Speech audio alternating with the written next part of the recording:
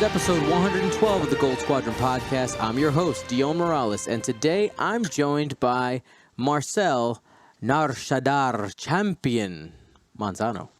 Yeah, actually, Joshua, who put on the Narshadar, which I'll have to talk about, said I'm not invited next year if I don't talk about it. So, Okay. Joshua, there you go. I'm talking about it. But I'm not happy. No, I am happy about it. I won.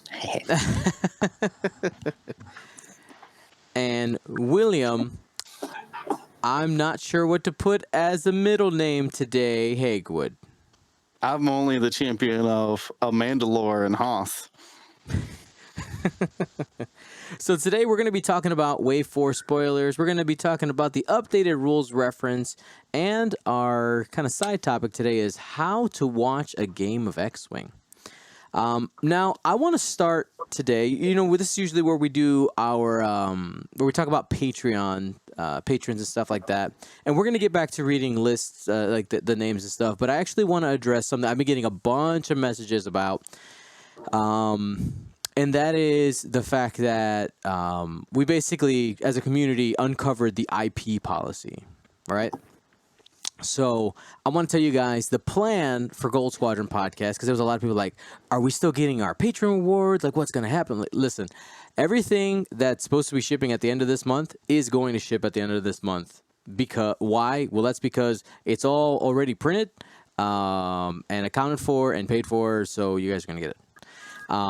Now, as for what we're going to be doing going forward, so here is, and I want you guys to make sure, number one, you guys are all smart people, and listen to my words, because the words matter, because the words on their paper, their IP policy also matters. First, anything that I send you as a reward for Patreon is a gift. Second, these gifts are not necessarily exclusive to patrons. When it comes to physical items, they're items that anybody can actually get if you just come talk to me. They'll be available at events, all kinds of things. They're available to the public. Patrons are simply guaranteed to receive these gifts in their mailbox. As for what type of rewards we're going to be doing, we're going to be doing some of the same stuff we've already been doing, as well as some new things. I hope you guys understand that, and if you have any questions, feel free to send me a message. That makes sense, Marcel and Will? I don't know. It sounded like a lawyer talking. Correct. Okay. Yeah, man. So, I mean, there's... I understood, like, there's a couple different people reacting a little bit different to what's in that IP policy, and the very specific line that I'm looking at is they don't have a problem with alt art cards as long as it's publicly available. Like it's not something that somebody's buying, it's just something that's publicly available. So what I'm stressing here is the fact that any of the things that we make, it's something that we're going to have available at all times. Think about the giveaways we do on Twitch already, right? Like, we give away all kinds of stuff all the time. I actually was literally doing our giveaways. We have given away almost 500 different community alt art cards, ships, all kinds of things. So, yeah, it's available everywhere. And...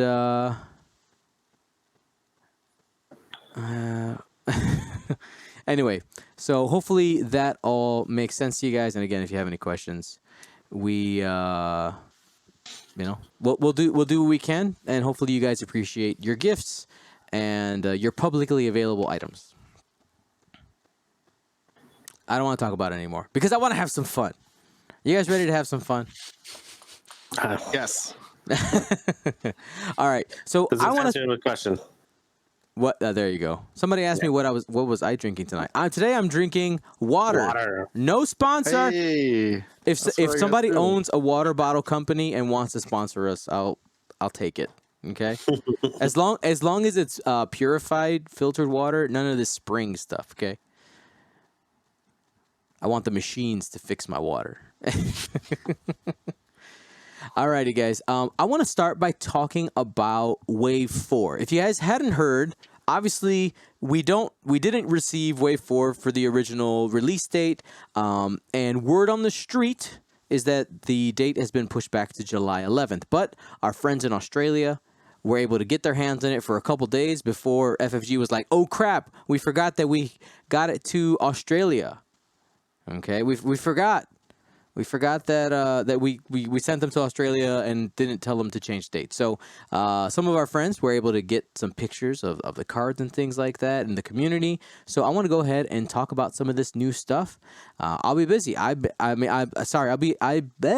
will be honest. I have been extremely busy, and I haven't not even looked at these cards yet. So this is the first time for me. I'm excited to break them down. Alrighty, so let's go ahead and get started here. So the first card I want to talk about here is Llamadesi. Marcel, what we got here? All right, so you have these are all resistance, I think, right? So while you have 2 or fewer stress tokens, you can perform a reinforce, a coordinate, and jam actions, even while stressed.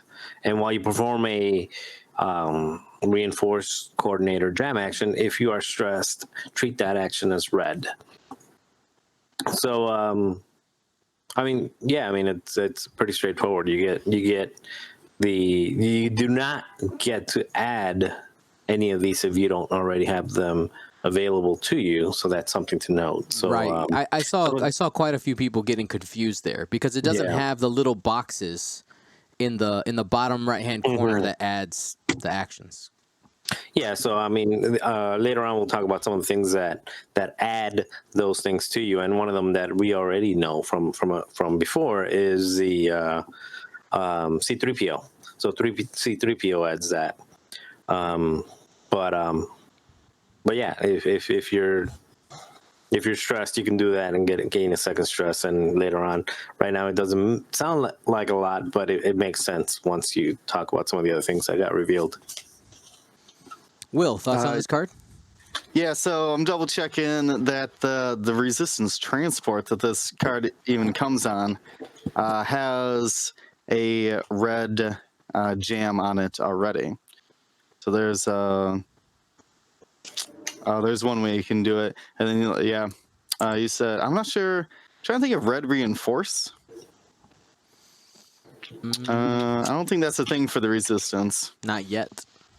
Well, maybe if there's a card that adds reinforce, but from what I understand, this resistance transport should function kind of like a weird coordinating or weird B-wing, basically. So it's going to have a lot of red maneuvers and a lot of red actions. So that sounds great. Being able to basically opening up your dial when you're stressed. Yeah. It sounds like you're going to be stressed all the time, though. Yeah, for sure. Yeah, this is, so it sounds like this is that ship. It's definitely some type of support ship that, think about like 2. Actually, this would give you, so if you have 2 or fewer, even while stressed. So that means you could potentially do up to 3, right? Yeah, well, you could have one. You would coordinate without stress. Mm-hmm. Then you have 1, you coordinate a second time, and you get the second one. I guess, no, you would only get 1 extra one, right? Yeah, but you can, while you're stressed, you could do a red maneuver and do, say, a red coordinate. And you'd end up with 3 stress, which would be pretty good. Yeah, because there is that penalty. When you perform them regularly, you get stressed. So they're out, or not when you get stressed. When you are stressed, you get an extra one.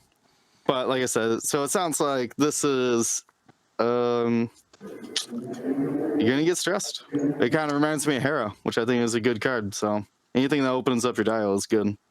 Yeah, opening up the dial is good. I'm wondering if the action part of it is gonna get as much utility, because there's a lot of words here, but it's really, I feel like it actually constricts you quite a bit. No, like Marcel said, C3PO. C3PO gives you red. You're right. Gives you red coordinate and gives you a calculate when you coordinate. All right. I retract my statement. So not bad. Not bad. Well, No, and this also actually works out pretty well. As I'm looking at it, we're still on Daisy, the Aussie, the AC. How do you say it? Yeah. Daisy or Daisy, either one. Yeah, actually, it also. I know we're again. I know we're going to talk about different cards that pair up with this pretty well, but it pairs up well with Chewbacca. If Chewbacca's stressed, somebody dies, he can still take coordinate something or take jam something or take an action before he shoots. Well, So- let me pull that up so that people can see it. See, that was Chewbacca crew for resistance. No. Chewbacca pilot who gets to take an action when something dies. Oh, okay. yep. So even if you're stressed, you can still action. You can still you can still action. Assuming you Yeah, have see- C-3PO on board. Yeah. That's cool. Okay. I'm in. I get it. Next one. Yeah. Go ahead, Will. Oh no. I was just gonna ask. Is jam action that good? It's extremely situational. I think it was good with against certain ships. Like I think it's good against phantoms. You know, being able to pull that, even if you're not pushing damage through, just being able to get rid of the cloak.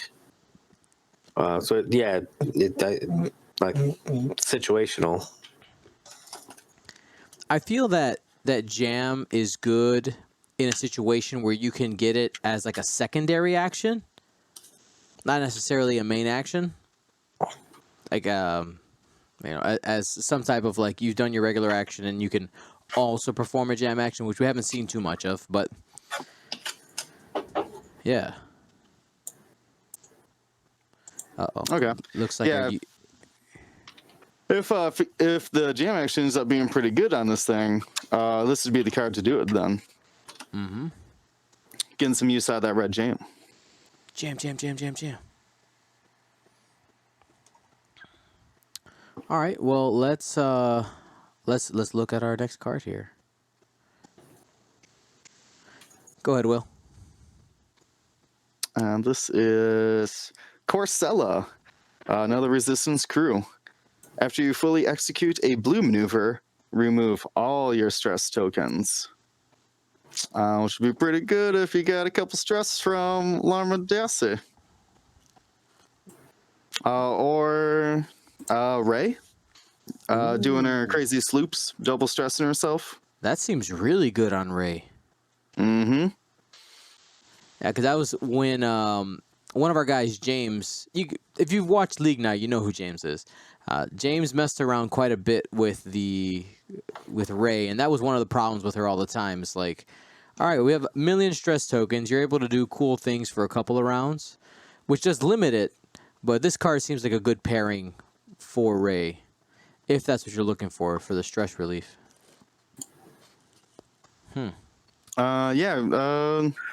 Should be good. Like I said, kind of a weird combo card, but still pretty good. Yeah, ladies of the resistance doing the work. Let's see. Next one here. PZ4C0 or O? I'm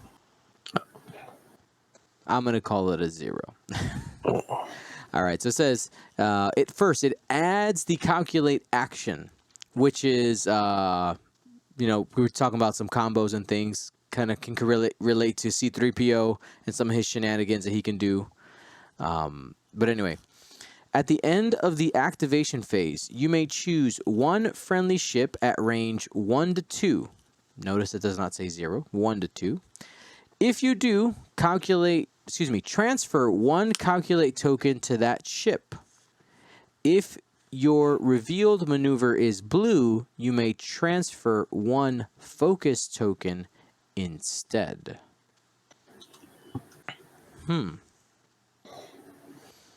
So it's a way to token stack on a specific card, but I mean, it's at the cost of an action, right? Like you're not getting any extra action economy out of this. unless you have somehow giving yourself a double calculate. Am I missing that? Is that correct? No, you're right. I think it's kind of comes into the like the what's homeboy's name? Homegirls. I forgot. Joe Master. Nobody flies Joe Masters anymore. Oh, Mandarin. Yeah, like you're just throwing it one direction, but not really. Yeah, you don't get two actions out of it. I mean, you're just passing something off. But I think more than anything, what it does is it makes the C3PO card ability where it says you can coordinate a ship with calculate on it beyond range 3. I mean, I guess it adds that component to it. So if you have, let's say you are flying Rey, and you have a ship with this in it, if they have low cost ships that can carry this and that in the new expansion, now you have a way of coordinating Rey even at any distance, which makes Rey again a little more viable by putting this on Rey. Normally you would think about putting something else, but if you put this on Rey and then on top of that you give Rey the other card that lets you take actions, including calculate and reinforce and things like that while stressed, I think it just creates some weird. Well, what about Han Solo, who deploys on the other side of the battlefield? Oh yeah, because this does stretch it, right? Because C3PO can go beyond range 3. Then you got this range 2 bubble from anybody carrying this one. So you can coordinate Han Solo across the board. So think about this: if you have, I think that this card, if you use just ignore half of this card and just focus on the if your revealed maneuver is blue, you may transfer 1 focus token instead. That seems like if this costs less than getting coordinate on your ship, you could just be coordinating at range 2 like that anyways. And it's at the end of the activation phase, so you can actually throw that focus token to somebody who needs it the most. Kind of like the droid 311, who kind of has that same kind of Manaru effect like we were talking about. But now you're discussing this on one ship and then C3PO on another. What if you combine the two onto one ship? So when C3PO activates and you do a coordinate action, you coordinate somebody at range 2. You get a calculate and they get an action. Then at the end of the activation phase, you activate PZ and you give that ship your calculate as well. Shenanigans. I mean, that could be cool. be pretty good. Yeah. I mean, you're devoting an entire ship to another ship, but like, if that ship is like Poe Dameron or something, it could be worth it. He's kind of a good ship. Kind of a good pilot. Kind of a big deal. For anybody who hasn't seen the C3PO card or know what we're referring to, I'm just kind of throwing it up on the screen so you guys can compare it to, because it seems quite a few of these pilots end up synergizing pretty well with C3PO, because there's a lot of people who saw when he initially came out, I was like, oh, he doesn't synergize with anything right now. Yet. We said it, right? It's like, oh, not yet. And here we go. Alrighty, let's take a look at the next one. Marcel, go ahead. All right, let me read it. After a friendly ship reveals its... Oh, God, I love this. It's Leia. You gotta say who it is first. It's, okay, it's 2-seater Leia. So it's Leia in crew, but taking 2 crew slots. Adds a force and adds a purple coordinate. And then it says, after a friendly ship reveals its style, you may spend 1 force. If you do, the chosen ship reduces the difficulty of that maneuver. This seems so good. It seems really way too good. That has to be a Luke level type point. I mean, 28 point. I don't know. It just seems so good. basically you get to do Leia Rebel Leia every single turn, and you get to choose who gets it. So you're it's just good. And the thing is, it's even better than Leia, not just because it gives you the Force, gives you coordinate, and all of that, but better than the Rebel Leia. But on top of that, it also works to taking stress off. So now it says it reduces the difficulty of that maneuver. So let's say the other ship has that card that removes all stress after you reveal a blue maneuver. Well, guess what? You can reveal a white maneuver, consider it as blue, snap. and now you're getting rid of all your stress regardless of what maneuver you put in your dial. Dang, I didn't even see that. Oh, nice. Yeah. So I'm just saying, like, it does so much stuff. I mean, and not only that, I mean, think about it with Llamadesi. Llamadesi gets to reveal. I mean, white? Llamadesi, it's like, that's a blue K turn. I mean, a blue Talon roll on Llamadesi. I mean, it's just some. Yeah, it's ridiculous. I love it. There you go. You're showing the meme. That was made by our very own Brandon Proco, so I feel like I can show it. Yeah. It looks like he took the picture at what is that, like one of the else trains. Yep. But yeah, I think this card has to be 20 plus points for sure. It's just way too good. The problem, I think, is it's probably going to be extremely expensive. It takes 2 crew slots, so you're probably going to have required to have it on a Falcon of some type. Well, the only crew carriers. Well, maybe the little pod only has 1 crew. It might not be able to go on the little pod. How about the bombers? They have 2 crew slots. They have 2 crew. Yeah, they do. Yeah, and they're like 50 something points, right? Yeah, but you can also fit it on the transports. We're pretty sure that those have multiple crew slots. That's why it comes with it. Yeah, I would assume so. I mean, it's good. It's a better version of Leia, but it's probably going to be a more expensive version of Leia. Not probably, it should be a more expensive version of Leia. But again, just the amount, turning the whites to blue on top of just the reds to white, and at the same time doing it every single turn. And if you put it on a ship, this is another thing. If you put it on Rey. Mm-hmm. You can actually do this 3 times in a turn because it doesn't limit you to once per turn. So you can burn all 3 Force on 3 different ships doing K turns. Rey is the ultimate support. Yeah. Well, I'm just saying, like, you K turn and then you got a couple other ships K turning all white K turns. I was just gonna ask if this is worth taking over Finn on Rey. I mean, maneuverability, like consistent maneuverability and time on target seems better than like 1 blank that you got to do all these shenanigans to actually get off. Man. Yeah. And an extra Force, I mean. Yeah.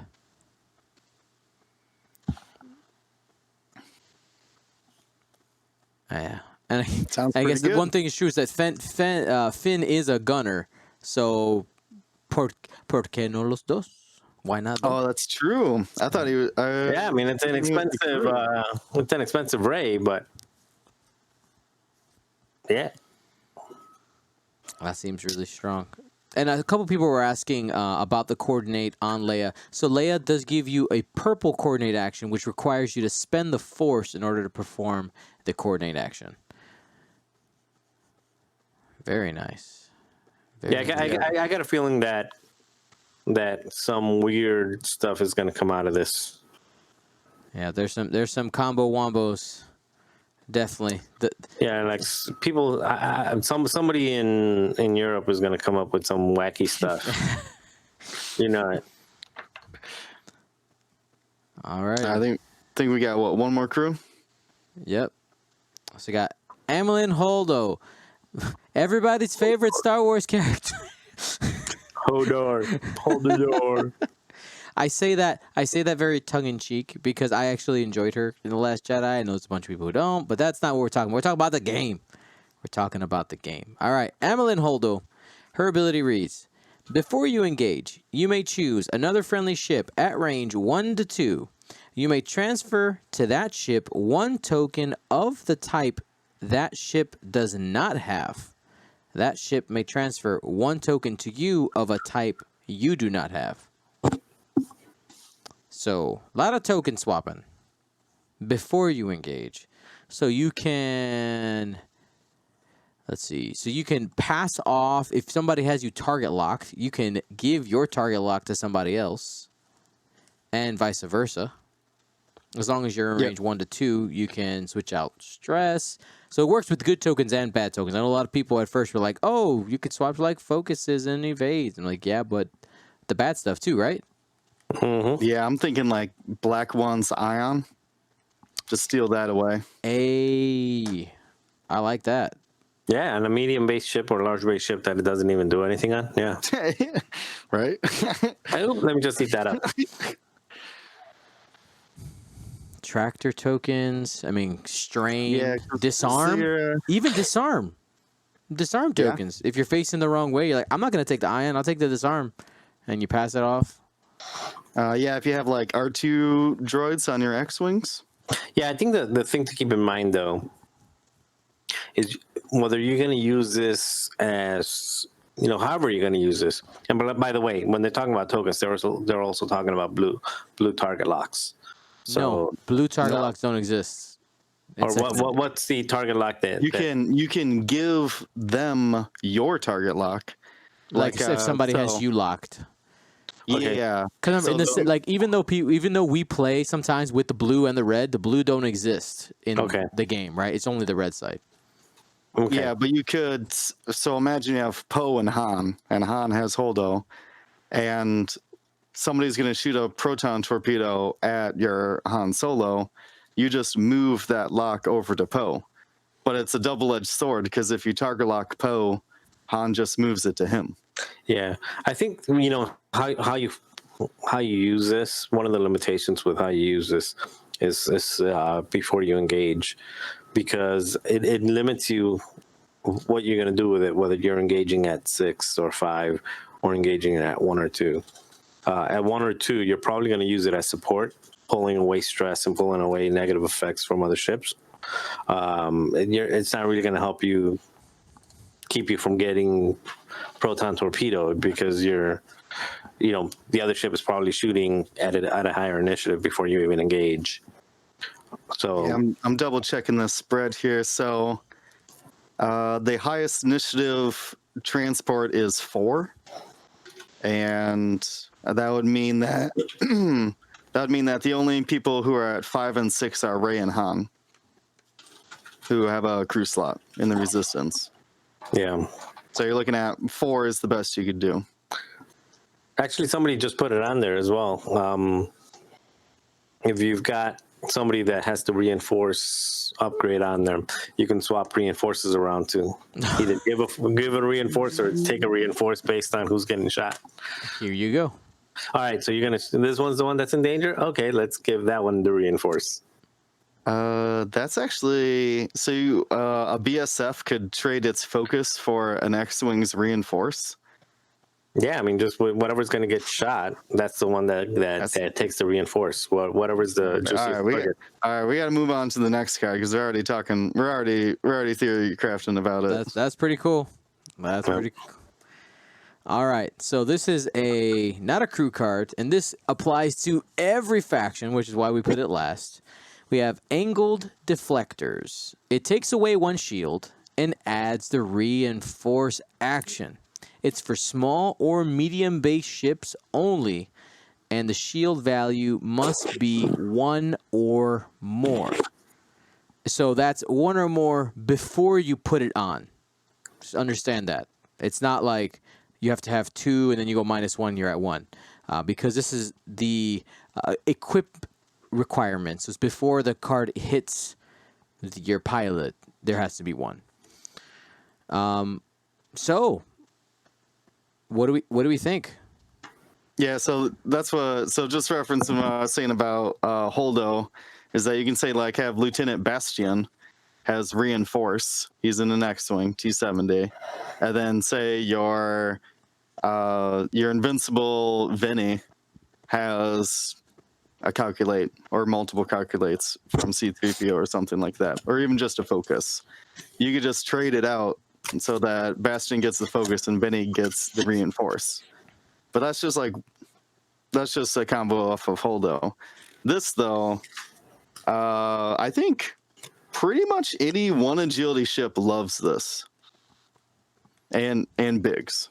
I think Biggs loves this too. Okay. So I get there's a couple people in the chat don't think it's good. Yeah, you were talking about. I mean, we talked about it before the cast, but we were talking about Forlam with this advanced sensor Forlam, advanced sensor reinforce, take a red maneuver, get a calculate, and just do that for a while. Yes, we brought up arcs. Arcs are a good candidate for this. They have a lot of hull, and like Wolf. Wolf has a built-in modifier for his offense, so he's fine out there just reinforcing. What else do we say? So do we think this is another one of these actions where it's not usually a main action you're going to want to be taking? It's some type of combo thing where it's a second or third tier action? Yeah, exactly. Like Forlam, Death Rain gets free actions. He wouldn't mind a reinforce if he's also getting his target lock. I mean, obviously the transport that it comes with. We saw that whatever that Daisy card said you could take reinforces. So that'd be a way to do red maneuvers and still reinforce your transport. We had a couple other ones. What else did you say, Marcel? Oh, you're trying to talk about foes, doing fanatical foes like No, this? not foes, SFs. Oh. Putting it on backdraft, just an SF backdraft. They get fanatical already gives you a soft focus. So basically, just kite with. But you got to lose half you got to lose your shields before that even works. Yeah, but I mean, you lose one here. You lose two more. You don't have to lose them on purpose. I mean, but the SFs only have two agility to begin with. Now you just taking this to evade and the soft focus on your attacks, especially on backdrafts. Just shoot them out of the back. Just reinforce the back. Let them chase you and see where that goes. I like Isophane's point. Nora with this looks disgusting. Yeah. Nora is both of them. Either one. Pick your choice. So actually, what looks disgusting is Nora with this plus Saw Gerrera. Because what Nora will do is actually struggle, and I'm talking about the arc, will struggle putting damage out. Because that's the whole point. That's why Will and I were talking about using this as a second action. It's because what are you going to use offensively? Right. But with Saw Gerrera, yep. And somebody else put a Caress Fighter on there as well. I mean, if it's cheap enough, you could put it with those Loke Revenants and Drea. True. Just reinforce and just, yeah. Well, you don't have to reinforce every one of them, just the one out front, the one they expect to get lit up anyways. Yeah. Basically, you want to have a way to modify your offense because I think that's what the Ozatoks are missing. They have 180 arcs and they have this, but they're not good because they don't put any damage out.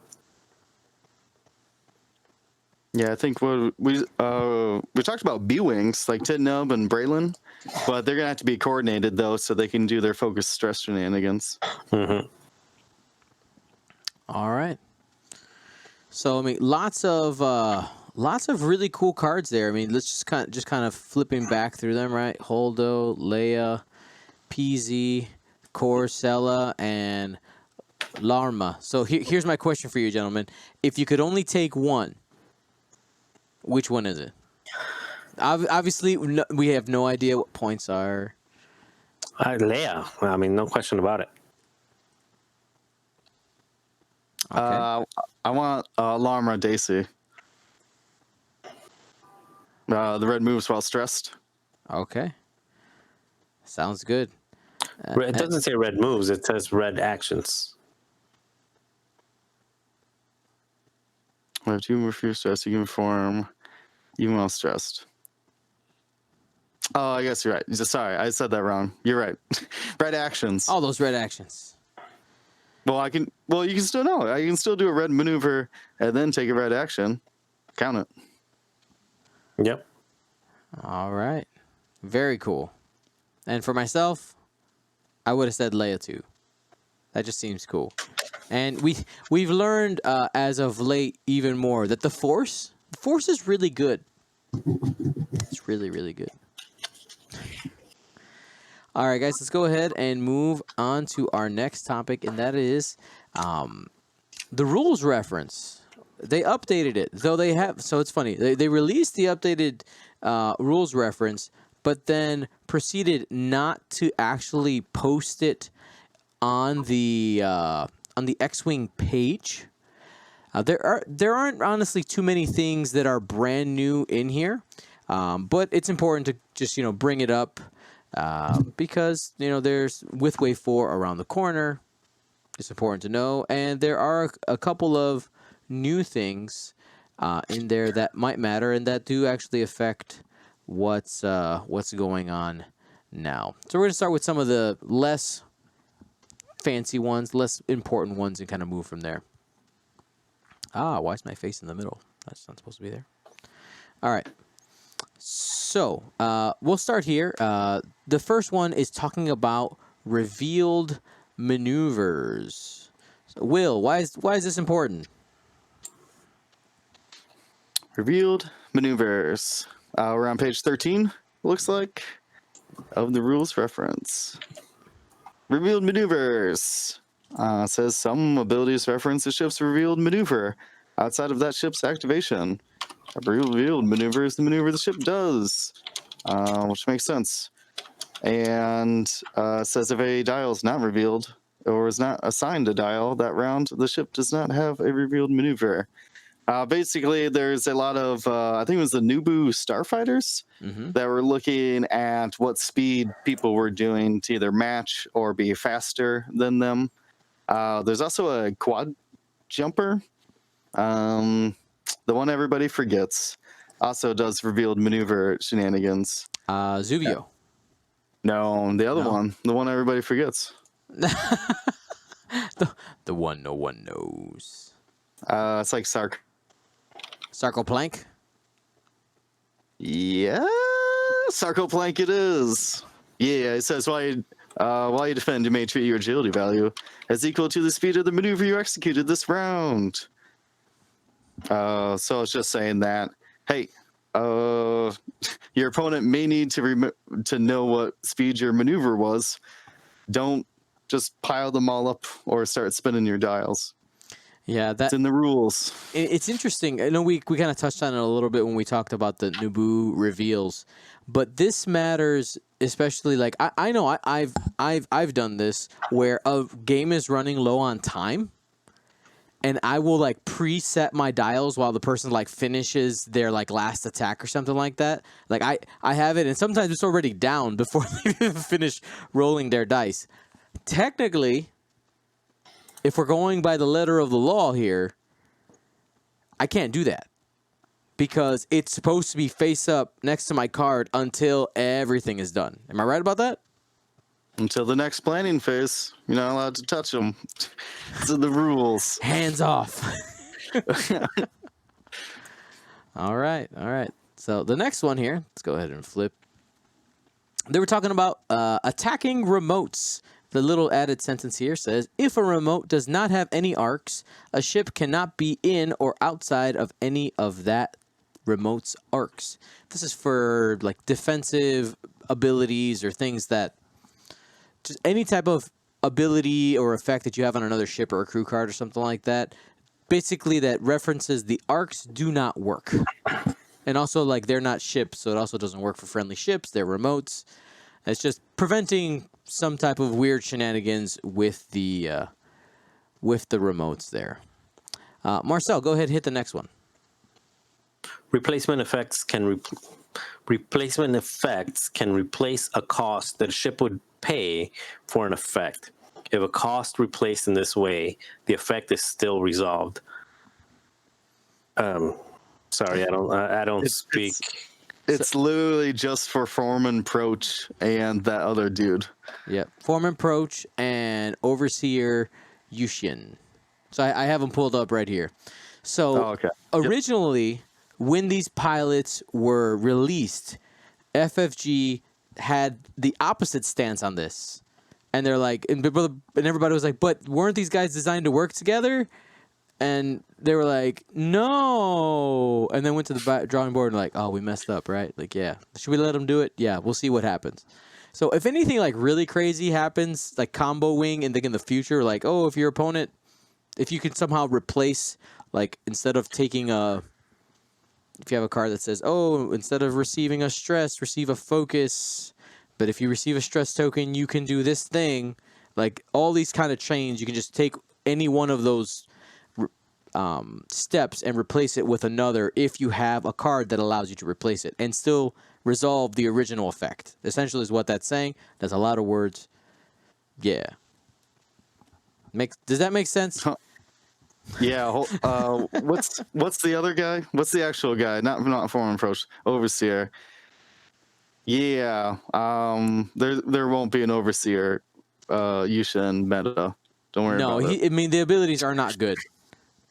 They're not good. So here, we'll use this one as an example, right? So it says, before a friendly ship at range 1 would gain a disarm token, if that ship is not stressed, you may spend 1 charge. If you do, that ship gains 1 stress token instead. So that is a replacement ability by Overseer Yushin. Now you go Foreman Proach. Foreman Proach says, before you engage, you may choose 1 enemy ship in your bullseye at range 1 to 2 and gain a disarm token. This is where Yushin is like, nah, bro, no disarm token. Take a stress instead so that you can shoot. Foreman's like, sweet, bro. And then you continue the sentence. If you do, that ship gains a tractor token. So you're still able to do that tractor ability. You're just swapping out the disarm token for the stress. So I'm looking at something different, and it's actually closer to what I flew in at the campaign against cancer in South Bend. So I took Dengar with regen, and it actually worked out pretty well. And actually I flew that Dengar with regen against you. It should be on stream, Dion. Soon. Yeah. It's scheduled, we'll put it that way. Okay. But it actually is done pretty well. I think I've lost like only twice with it, but it actually works with that as well. So when you take the R2 regen on Dengar, you're basically only taking a stress instead of a disarm. So it kind of works there as well. I mean, you got to fly together. I'm going to put a Quinn Jest Yushin list together. Shooting advanced proton torpedoes every round with Quinn Jest. Quinn Jest meta. Yeah. Here we are talking about Quinn Jest and Dengar. And, yeah, that's going to be a thing. Yeah, it'll be a thing. Don't worry about it. I mean, come on. Anything to see some, M3A play. You know what I'm saying? Real quick, before I forget, I need to do a quick cut in here. If you guys don't know who Isophane is one of our biggest supporters here at the Gold Squadron podcast. And one of our community members, his name's Crazy Vulcan, super awesome guy, really loves to do all kinds of cool art. And he actually, I saw it in Discord today, and I wanted to show it off because it's awesome. So it's right here. It says, Isophane is turning the tide, but he can't do it alone. Support Gold Squadron podcast today. Like, I wanna get these printed as posters. I think we have to. Right? This is amazing. I have not seen this before. This is great. So, yeah. So Isophane and Crazy Vulcan, let me know if it's cool to get some posters printed. I think that would be super awesome.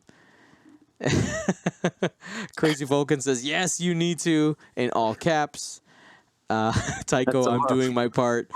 I'd buy one. Actually, yes. This gives me a Starship Troopers vibe. Yeah. I love it. Yeah, that's amazing. These will make great gifts for our public friends. They would make great gifts. I hate that we have to do this now. It's so dumb. Anyway, let's get back into it. The next one, Will. So you actually were just talking about this. This is just in the Q&A section, just kind of going over the explanation of how the form approach Quinjast shenanigans would work. But let's go ahead and hit this one, because this is the one that I think is competitively going to be the one that we need to, quote unquote, worry about first. It says, question: if an attack with a plasma torpedo hits, when does the defender lose the shield? Plasma torpedo is a new card. Says after you're hit, you lose the shield. The answer to this question, it is determined that the attack is hit at the end of step 4 in the timing chart. That is the neutralize results, or the step 4 is neutralize results. Therefore, the ship loses the shield at the neutralize results step, and before step 5, deal damage. So you have one shield, and you get hit by a plasma torpedo. You lose the shield, and then if the plasma torpedo hit for, say, 1 hit, you would take a single damage card. Basically, this, correct me if I'm wrong, this is the opposite of how it worked in first edition. So they said, hey, 1 less dice, but let's make the effect better. That's what they did. The effect is a lot better. Yeah. I mean, this is really good. Yeah, we were just talking about like foes, basically, or like a tie silencer. This would be a good candidate for. Oh, hey, yeah. Yeah, because you basically anything with high agility and low shield count. This really hurts because you're only getting to do like 1 damage anyways to them. But now it's 2. That seems really good. Because you can max out 4 damage then. If someone, like I say, shot a B-wing, you could do 4 damage to it, 1 shield and 4 total hits. Or 3 total hits, excuse me. Yeah, you're right. That's not bad. Nope. It's like shooting 4 dice. But you have that challenge of getting through, I mean, quote unquote challenge, if you have target lock focus, not really, but the challenge of getting that first hit in there. You gotta make sure you actually hit. Not. Against B-Wings, you're not. I mean, yeah, against B-Wings, I mean, this is like anti-B-Wing tech. It's like they knew the B-Wing meta was coming again. Mm-hmm.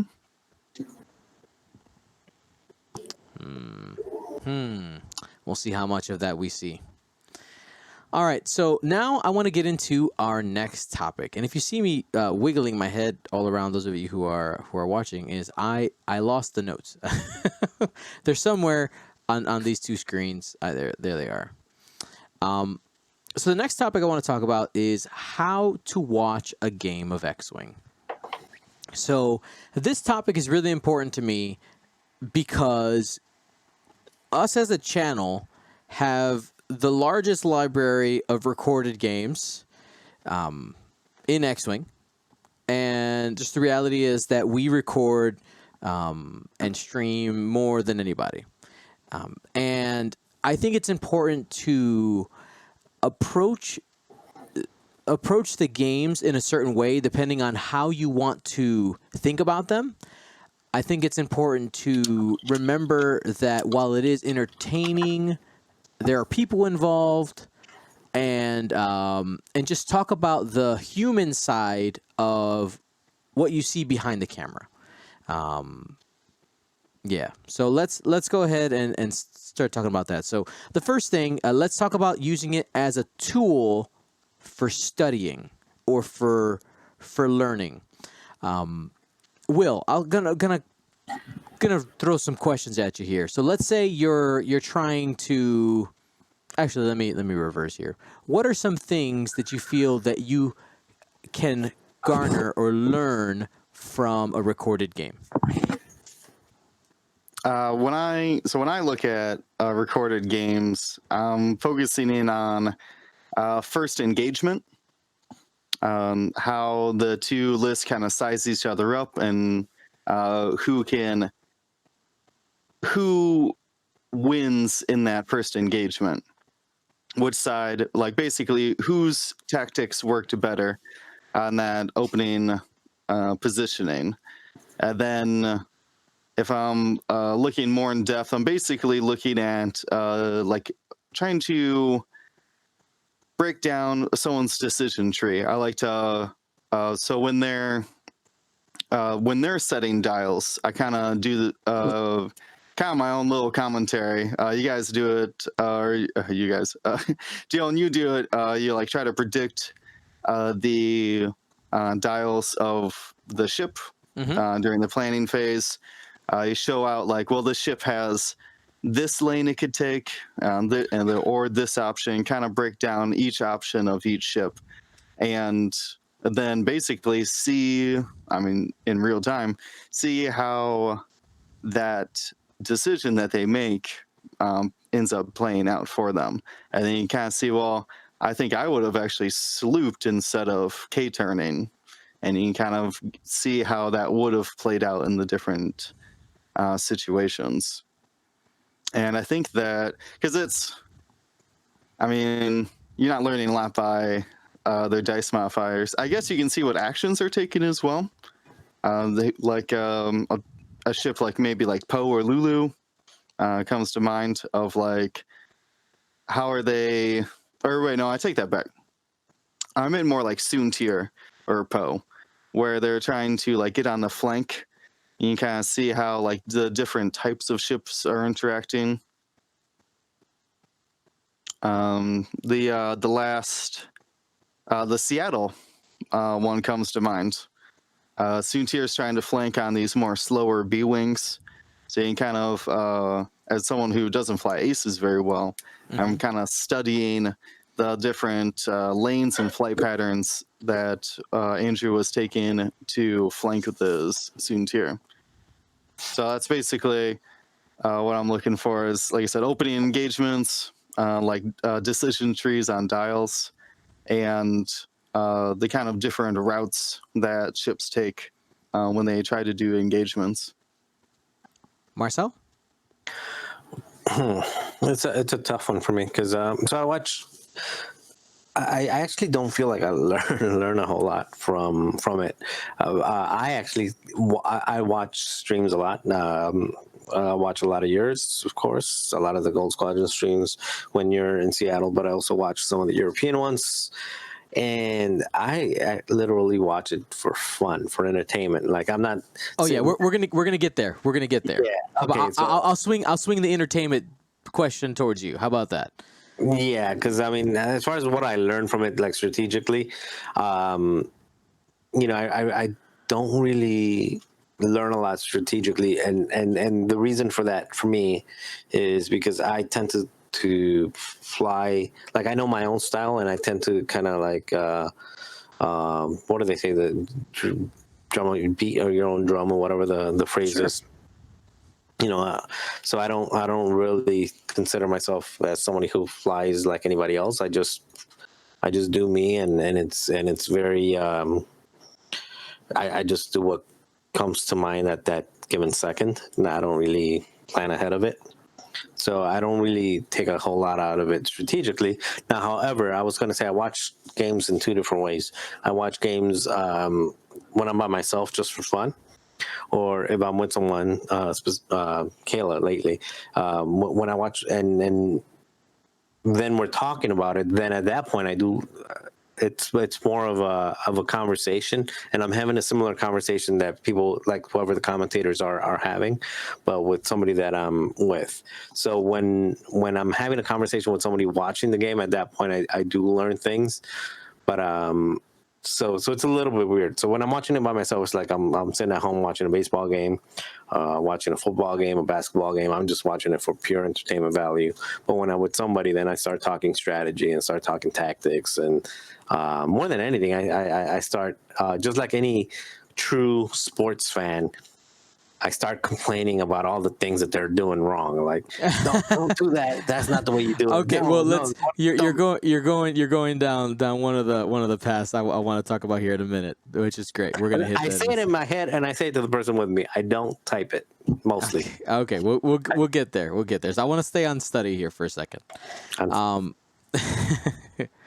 So to continue the study thing, it kind of goes two ways, right? So Will talked about trying to be in the player's shoes, going through their decision trees, whether it be actions or dials, engagements, mid-game decisions, how to close out a game. Or maybe even something like, hey, I'm not familiar with this list. Or, hey, this big meta list is out there. I haven't played against it. Be able to get an idea about it if you're trying to prepare for a tournament. But the other side of studying is also, what if you're the person who was playing on stream? So obviously the guys in Gold Squadron have the unique opportunity of the fact that I'm literally there every week. And I had somebody say, like, doesn't it give your players a disadvantage that they're on tape all the time because people can watch them play? I'm like, no, because in my opinion, and what it has done for me is that it gives each of my players, sorry guys, I'm calling you mine because I love you. Okay, each of our players, it gives them the opportunity to go back and watch their games, and because I know when I'm in the midst of a game, and as soon as the game is done, I don't necessarily remember everything that happens, and that's a fault, I'm going to say, of my mind. But I know that I'm not the only person out there who will go through a game and it be like, oh, I won or I lost, but I'm not entirely sure what happened in between.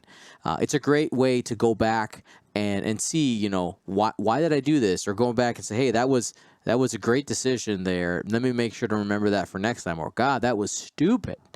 Or maybe there was those 50-50 decisions where you went with X and maybe trying to do the thought experiment where what would have happened if I'd done Y. So I know that there's a lot of people who I've talked to say, oh, I'm not sure if I want to play on stream and I'm scared.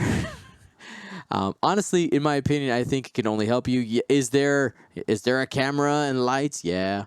But honestly, I think overall it has helped me because now I'm desensitized to the camera. I don't know about you, Marcel. Like, do you even care that there's a camera anymore? No, not really. No, I mean, I do. I do for just the fact that I like watching the game's over. Right. I guess care in the sense of like negative care, like it doesn't worry you anymore. No, I don't care. I don't think I ever did. I think I think one of the first matches that you put, it was against Heaver. I think it was one of the first ones I was on at Worlds. I didn't really care. You are the first YouTube video we have because we lost literally all the other games are lost. You're the only one that got saved. Well, at least it was a good one. At least on my end. Yeah. You good thing you didn't record the one right after when when he throat punched me. Yeah, it happens. It happens. All right, let's switch gears here. Watching streams for entertainment. This is a game. When it comes down to it, you guys are watching the podcast or listening to the podcast. You guys have been on the YouTube channel. You watch the streams because you like the game. It essentially is a corner, a developing corner of, I guess wouldn't be esports, but it's a competitive thing that we all like to do, and like you were saying, Marcel, we like to yell at our TVs and be like, oh, this thing should have happened, and there's the luck involved and the drama and the emotion. At the beginning of all of our streams, we have the audience kind of take a poll and say, who do you think's going to win? And we get people invested into what's going to happen in the game. And that's just some of the ways that makes it fun. You can continue there. Yeah. Well, and this is probably not going to help your cause. for getting people who are not comfortable being on stream comfortable on stream, but like when we're over here, when we're sitting here watching, and we literally do binge watch something on a weekend. We'll be doing something and just have it in the background, playing the whole time. Seriously, like a true sports fan, like just like if the Bears dropped a touchdown, like you idiot, dang it, like oh, the wrong way, that's a cater, like yelling at the TV, and oh yeah, we insult the heck out of you if you're flying the list that I want to fly. Basically, if you're flying anything against Rebel Beef, or you're flying against anything of the, like what you would call meta, yeah, I'm rooting for you. So when you make a mistake, I am going to call you everything in the book. Trust me, I'm yelling at you, I'm cursing you, all of that. But it's all in good fun. Yeah, no, I love it. Like I have fun because I actually like watching it for the pure entertainment value of it. And yeah, I don't even know what the question was, but I mean, we're just talking about entertainment, which actually that's a perfect segue, because here's the reality, right? The player, when you know that you've made a mistake in the game, all the things that you're saying out loud, Marcel, as the fan who's watching at home, they're saying to themselves, right? Like that's definitely happening. Even even you, person who says, I had a great time, win or lose. Yes, but you're still not happy about the mistake. Let's just be honest. Going to the human side of it, let's talk about the chat. Now, our Gold Squadron community and our moderators, we have done a really good job of, in my opinion, of trying to just squash the insulting nature of what chat can be on other channels, and honestly, what it was when I started, because one of the things that I got really irritated at first, people were like, oh, this guy's so stupid, like saying things like that where you're insulting people.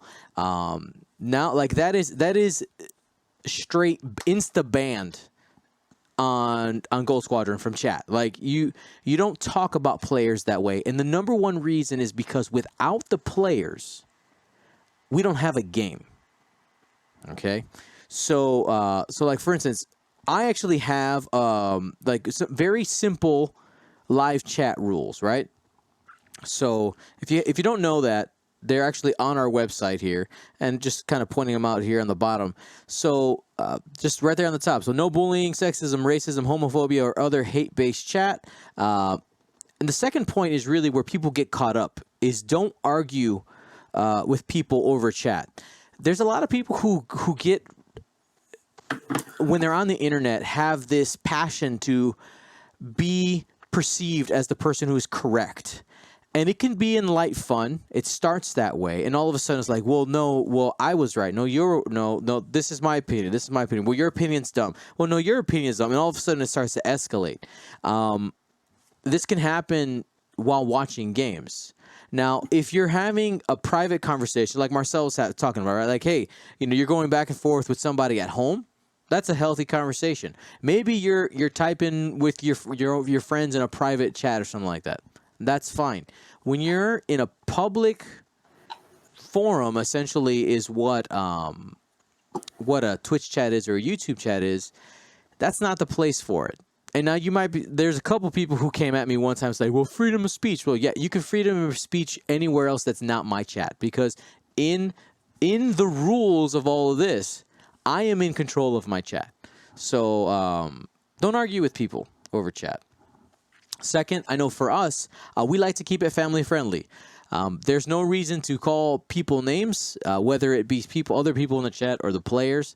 And that's even, let's talk about it. Like I'm gonna address a little bit of a touchy subject, right? Let's talk about Dialgate a little bit.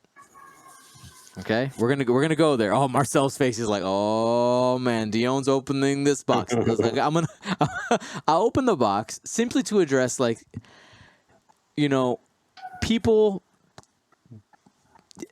have cheated on stream before, like it happens, but it is still a game, and I don't like to let it extend outside the game. Like, should the guy be disqualified? Sure, yes. Have him be disqualified. Is it crappy that they cheated? Yes, and then you leave it alone. Okay, so that's all. We're gonna close that box, but I just kind of want to touch on that area when something like that happens. I think it's important because to not jump on somebody, because sometimes you don't know whether or not it's a legitimate mistake or malicious intent, essentially. Because I've had a couple people who've talked to me about, well, I'm not sure if I want to play on stream because I'm nervous that if I make a mistake, like bumping a ship, which happens all the time, or like I forget to flip a card or something like that, like people are going to be mad. I said, listen, I got your back. It's fine. Just keep it as clean as possible, and if there's an issue, I'll just come help you guys out, which I do all the time. So just being sure to like understand the human element, because one thing, people are quick to judge, but don't wonder, like they don't think about what happens if they were the player. Like, what if they're on the table? I swear to you, there are people who like, well, I can't believe they don't keep us the perfect board state. Listen, I am almost sure if I put a camera on every single one of your games, I could find a problem with your play. I could find a mistake. I could find a spot where you accidentally and legitimately accidentally cheated. Whether that be, oh, you forgot to move a token, or you accidentally hit a token off the board. I forgot to put a stress token down. I forgot to flip my S foils. There's so many little things in this game that can be forgotten and missed. Guys, when it happens, relax. It's okay.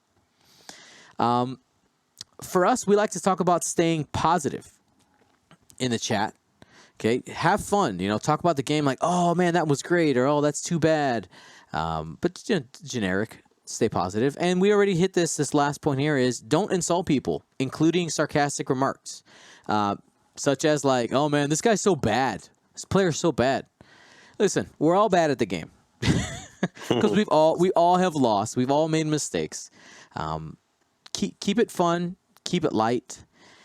Because like for me, I absolutely love commentating games, and I have been a person that I've always tried to think about the players and how they're feeling. I want to make sure the players are comfortable. Players are number one.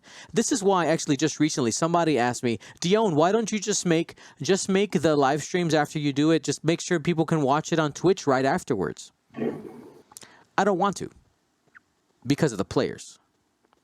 People will be like, well, what about your subscribers? Like, yes, listen, subscribers, I love you. But you guys are aware what's part of the package deal.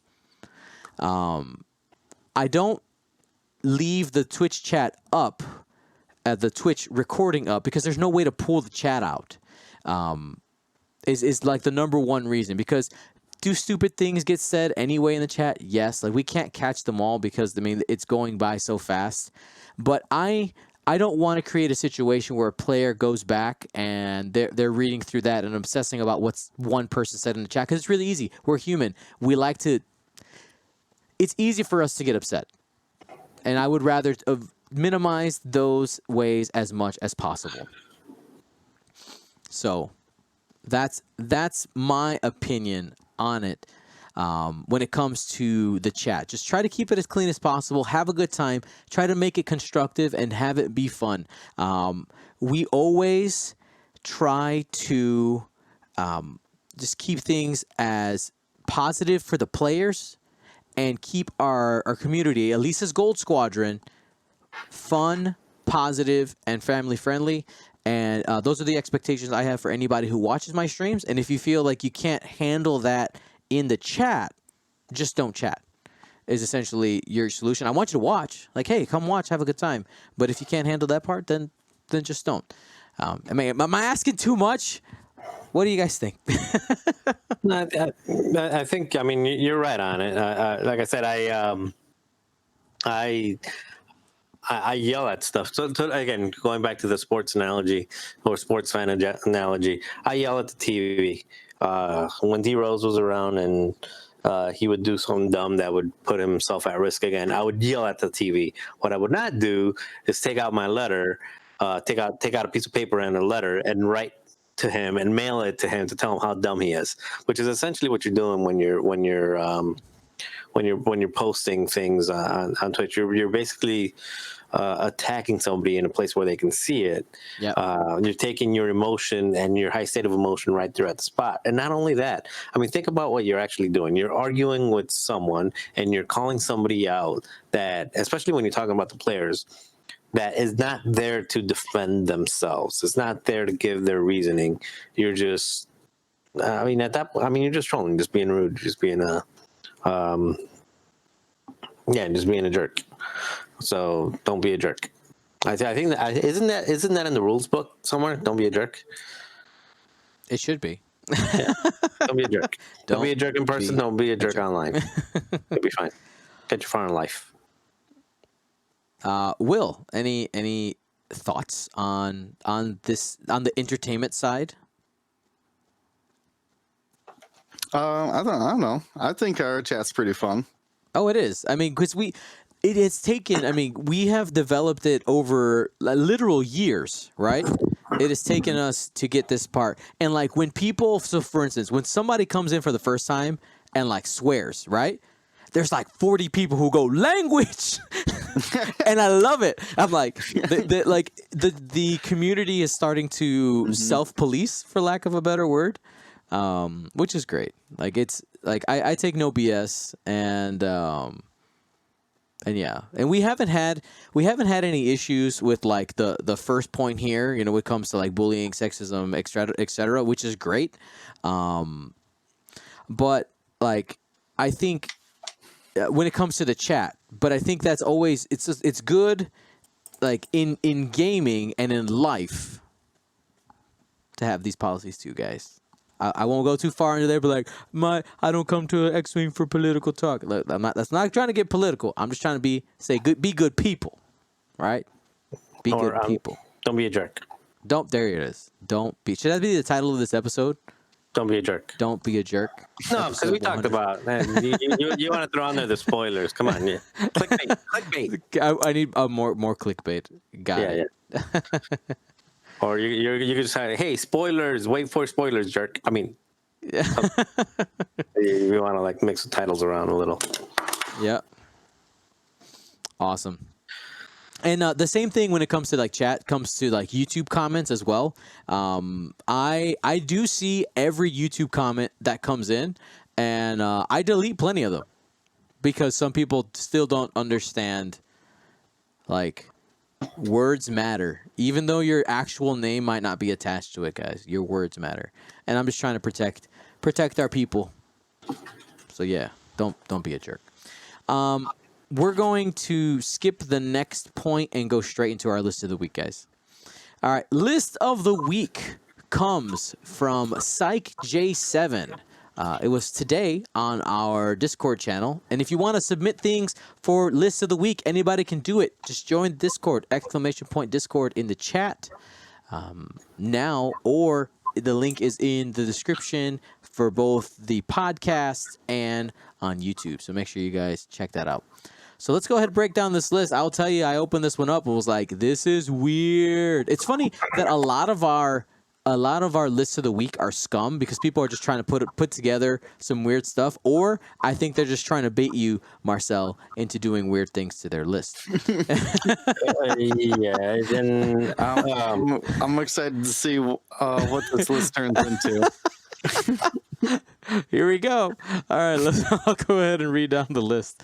So the list is Ketsu Onyo with Fearless, Kira, Crew, and the Shadowcaster title. Captain Justero with nothing on him. Foreman Proach in the Mining Guild TIE Fighter with Trick Shot. And Constable Zubio in the Quad Jumper with Proximity Mines. The additional text with this list was With this squad, my main objective is to try to disrupt my opponent's formations or angle of attack. If possible, I try to place them on a rock to stop an attack and try to use that damage from the overlap or the prox mine damage to trigger Justero. Any suggestions? Now, here's the new rules for this, okay? No. No, I'm putting. I gotta put some parameters. Okay. No, listen, come I got to. No. Listen, the parameters are. Listen, I'm gonna. It's not super tight. It's just a little bit. Okay. Here are the parameters. Okay. How many ships are we allowed to delete? Okay. You can change and or delete. You can go plus minus one ship. You can completely just like gone one ship and add in another one. No So more in this than case, one. we have to keep 3 out of these 4 ships. Right. In this case, we got to keep 3 out of the 4 ships. You can add a ship. You can be like, oh, drop maybe a pilot and add a 5th, or you can go down to 3 to 5 is your range. Yeah. We want to finesse the list because we don't want to change the direction, and we can at the end say, hey, listen, this won't go any farther than a Jar Jar, but this is a slightly better Jar Jar. Gotcha. As Marcel, as he deletes Han Solo and and the escape craft. All right. All right. We're gonna make magic here. Don't worry. All right. Are you ready to go first, or Will? Do you want to go first? Who's up? That will go first because I gotta delete all the stuff like that. Parameters. Got him. All right, Will, go for it, man. All right, so I really like. Wait. One question: can we change pilots around but keep the ship? Keep Keep, for example, Zubio. I'm not saying I'm changing Zubio, but can you move? Can you change pilots, but you're keeping the base of the ship, the model? Sure. Yes. All right. Okay. All right. Will, take time. finesse away. I actually really like 3/4 of this list. Ketsu, great. Love Kuru. Just target lock a rock and then start K turning over it. Perfect. Shadowcaster Fearless, amazing. Exactly what Ketsu Ono needs. Captain Justera also has everything he needs, which is nothing. Do not put any upgrades on that ship. And Constable Zubio, it's got proxy mines out the front. It's got the natural tractor beam. Doesn't have a crew. And I think that's exactly what I'm going to change. Sorry, Foreman Approach, you're on the chopping block. You know who's a lot better than Foreman Approach? His name's Captain Seavor. And I would use those points to put Tobias Beckett out on Constable Zubio. Come on, if they're making memes about me and Autopilot Drone, they got to make memes about you and Beckett. What? But no, Will doesn't chop the whole list, okay? No, Because it's easier to fit Beckett. I know. But no, this list needs Tobias Beckett because you need to make sure that their dumb gas clouds that they bring aren't where you're trying to tractor beam. You got to make sure your rocks are where you're going to engage them. The only way you're going to accomplish that is Tobias Beckett. I would lose trick shot too. I don't really care about trick shot on my TIE fighters. All right, so you're at 197. 3 points. Oh, that's a tough call. I wanted to put a feedback array in there, but the mining guilds don't have it. So I guess we put trick shot back on because I don't want to put anything else on Zubio. Yeah, no, I don't want to put anything else on Zubio.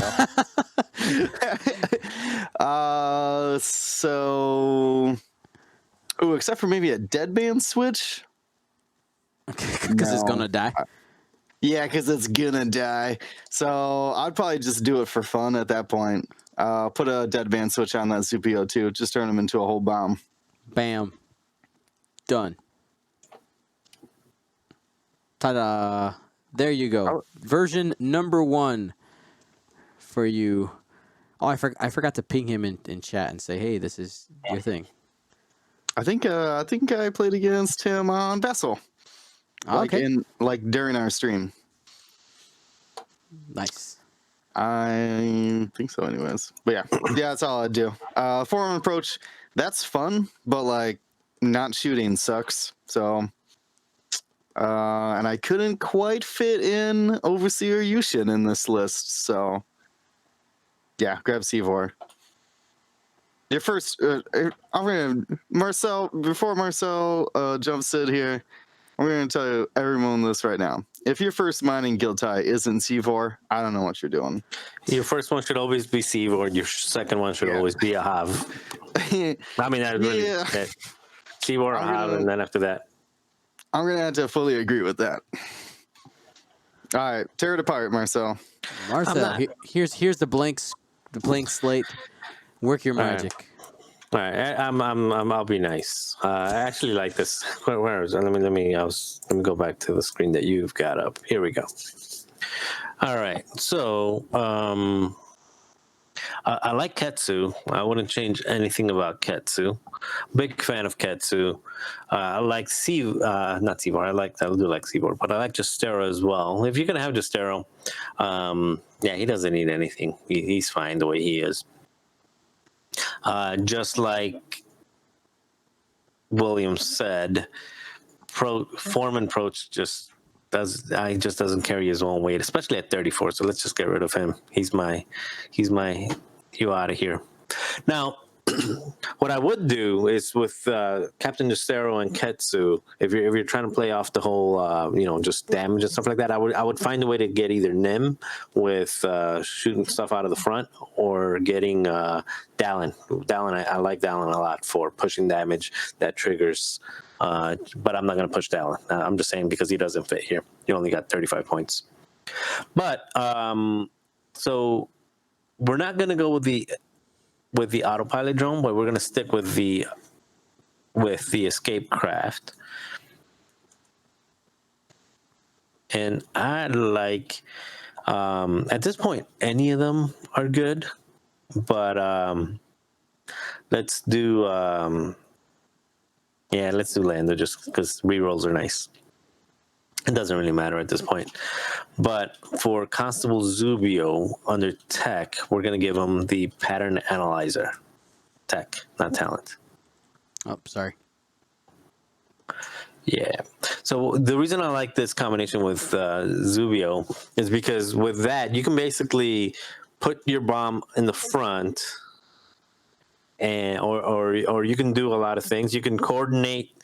You can use Lando to coordinate Zubio to like barrel roll or do anything like that. But basically, you can do a red backwards or do just a lot, not red backwards or one to the sides, or do the sloop, and still be able to tractor beam somebody onto the bomb that you placed, which I think it's a lot of fun. And that also, while you're doing that, it can trigger Justero as well. So it's just another way of guaranteeing the actually, let's do something different. Let's take Lando out. If you put an outer rim pioneer, that's what I was going to say. Let's take Lando out. That gives you enough. My segment. My segment. Zip it. You can't bring Lando without tactical officer. You know that. No, yeah. So take zip. All right. Don't. We're still staying with the escape craft, but we're gonna take it down to the. There you go. To all three. All three's fine. And now you can also fit a. Do you get a second device on there? No. No? Let's see. Click the illicit. Let's see what we could throw on that and illicit. How much is cloaking? 5? You need a feedback array. It's an automatic damage. Oh, yeah. Feedback array. Throw feedback array on him. And no crew, no mods. I'd throw a feedback array on Ketsu also. Might as well. You're at 200. Oh, darn it. Illegal list, Gold Squadron podcast. No, you know what? He's not get. Yeah, no, you're fine. You can put Tobias You Beckett actually on at this there. point you can do anything you want. All right, yeah, throw Tobias Beckett on there just so we can keep Will happy. Yeah, you got to move those rocks, dude. They'll put gas clouds right where you're trying to tractor beam them. You know they will. But That gives you that would give you to 102. I mean 202. No. You take the feedback array out. But I like that feedback array. Yeah, that's fun. Can you put the feedback array on Ketsu just in case he bumps? And you can tractor beam people off of you. Oh yeah, true.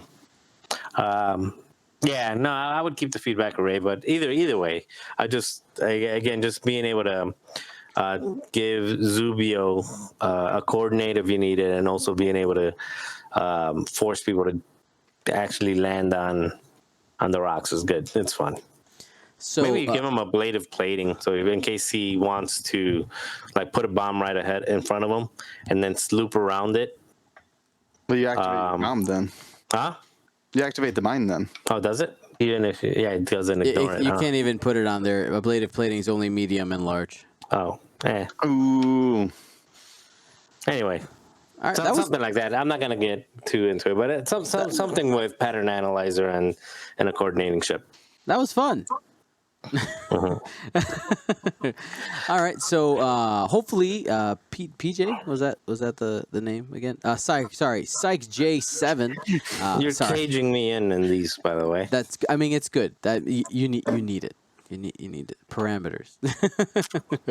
Hopefully that gave you some ideas on how to tweak the list. And for people who were looking at like what are some of the interactions here, if you're not familiar with Captain Justero, that one is the Kirax fighter says after an enemy ship suffers damage, if it is not defending, you may perform a bonus attack against that ship. So if it suffers damage from either like the bomb or Constable Zubio using a tractor beam to move somebody on a rock.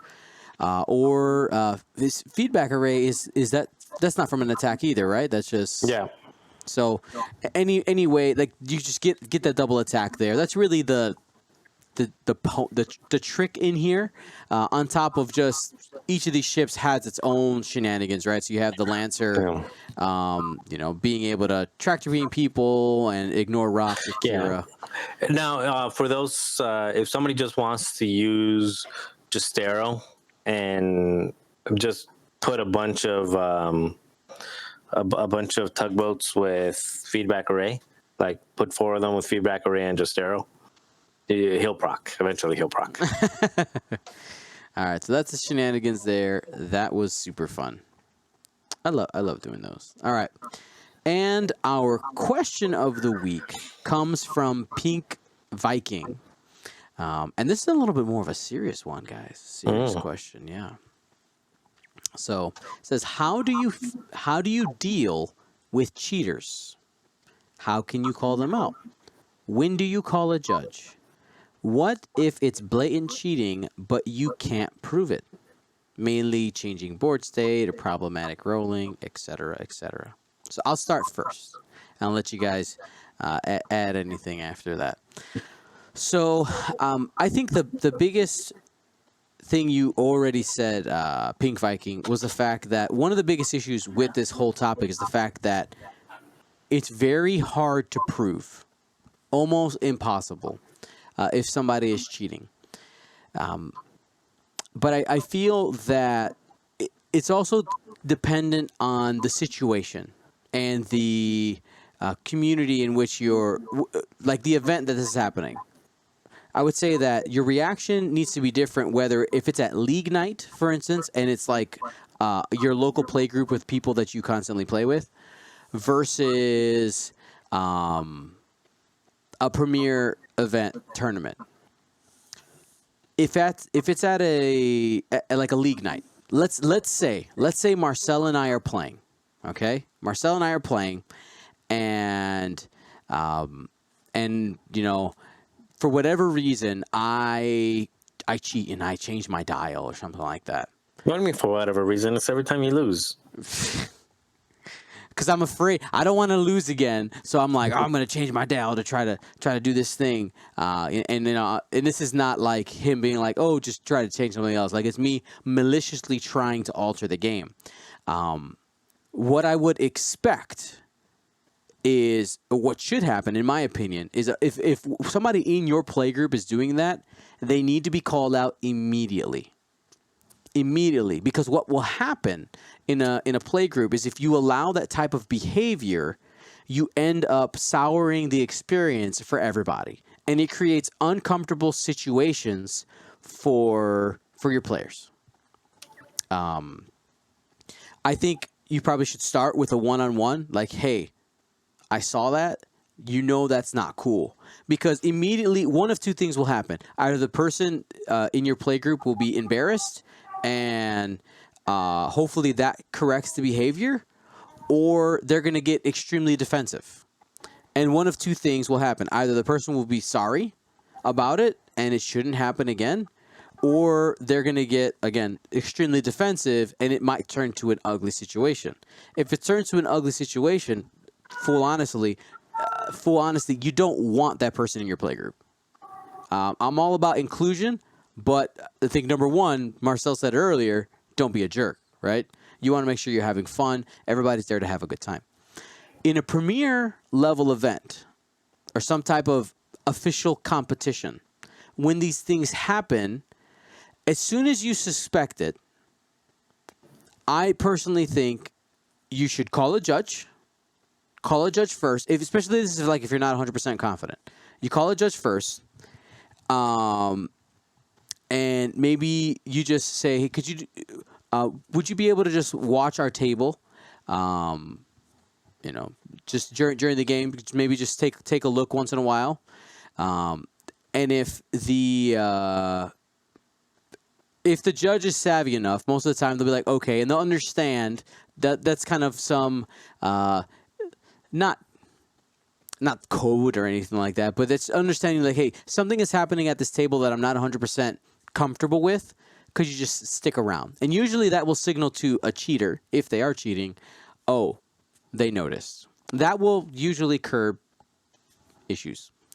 I understand that as we get into, all of a sudden we're in the cut, maybe it's the final or something like that, and you're trying to really win this game, and somebody does something bad, or I honestly think that they're cheating against you.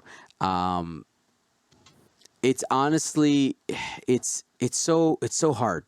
It's so hard to bring it up because there's going to be two reactions depending on from an outside perspective, either.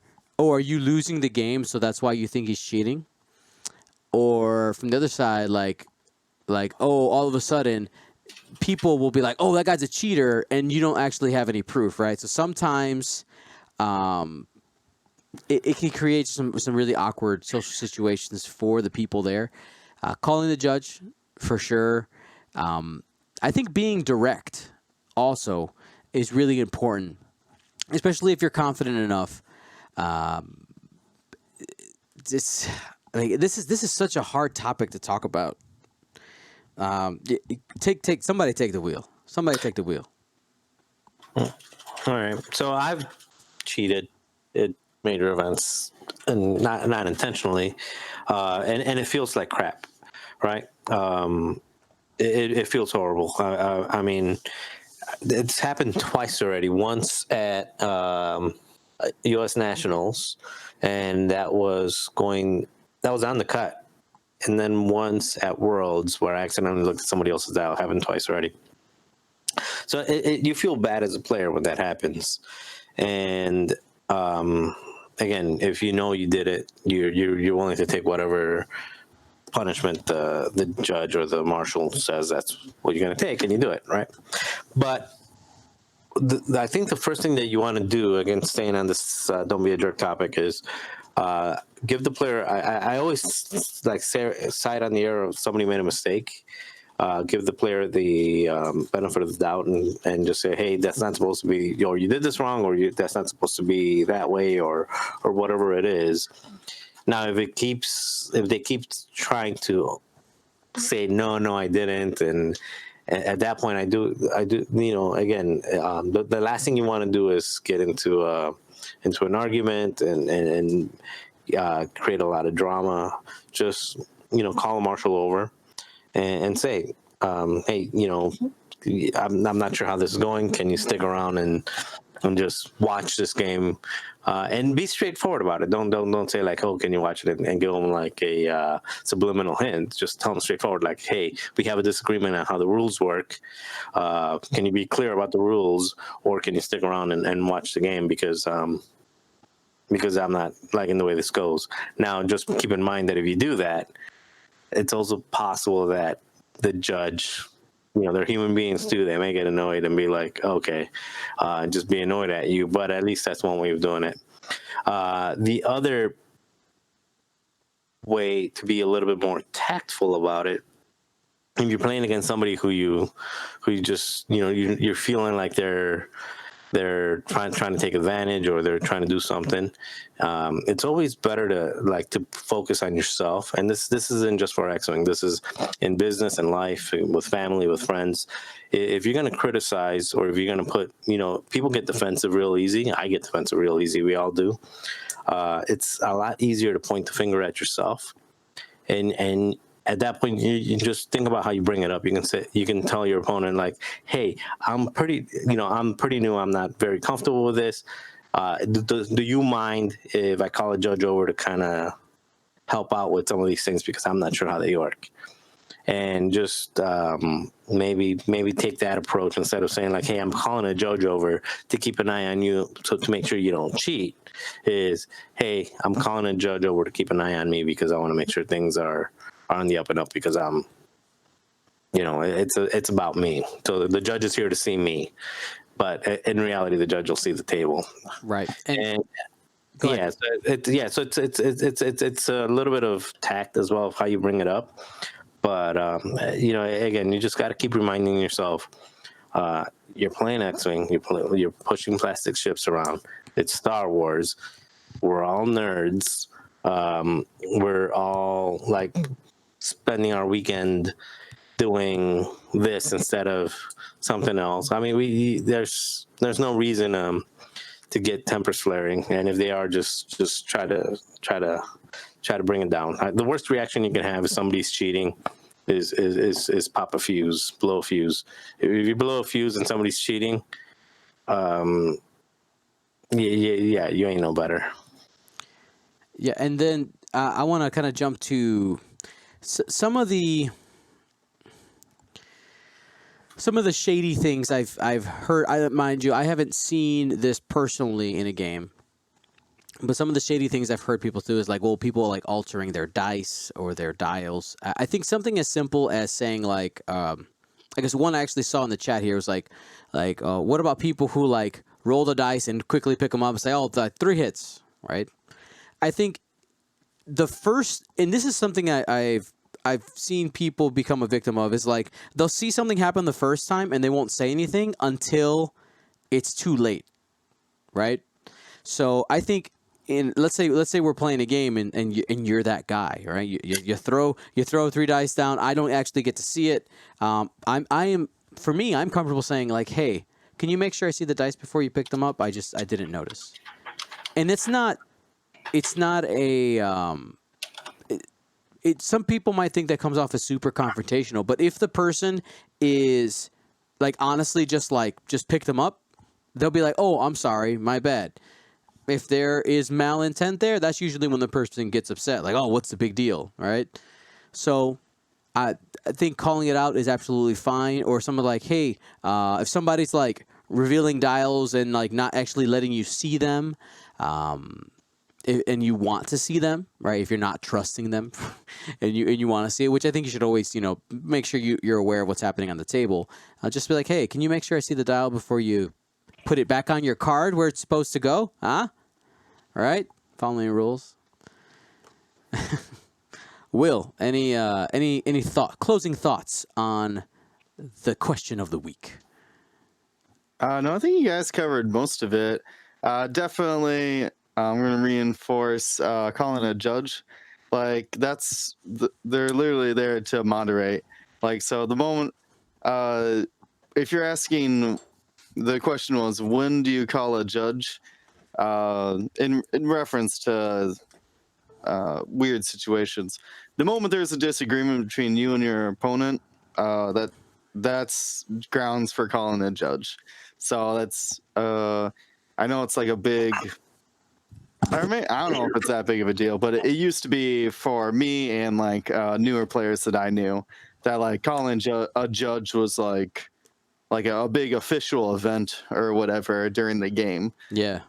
No, it's totally normal. Like you can just call a judge. Like I've gotten used to it now to where I'll call a judge just when like for like well, and this is like a little bit like that. If you maybe the situation is your opponent isn't marking off their ships right, and like maybe you think that they're gaining some angles they shouldn't have off of bumps or anything like that. Just call a judge and be like, hey, can you move the ship? We need an extra hand here. And that could smooth over those awkward situations. So that's what I would say. Definitely, if you're questioning anything, call a judge. And then whatever the judge says, just move on with them. Trust me, if you call a judge, or especially if it ends up being the same judge, if it's just a little smaller event, that judge will pick up on, like, well, why is that dude calling? Like, why is that table having so many judge calls? And they will just like you said, kind of keep an eye out on that table. Because good judges, they understand those type of situations, and they are paying attention. A good judge is paying attention. And I'm gonna pick. Go ahead, Will. Sorry. No, I was just gonna say it just comes back to communication. If once you like can build rapport with your opponent and like kind of like feel them out of like oh, it was just an accident or whatever, I would definitely don't immediately jump on everybody that they might be cheating. Cheater! No, crucify them! Don't get the pitchforks out right away. Most of the time, I've definitely cheated in games unintentionally, not even realizing it, and it happens to everybody. So try to resolve it between you, and if it gets if there's any disagreement, call a judge. Yeah, and I'll go on further. Just we're talking about competitive events where there is a judge.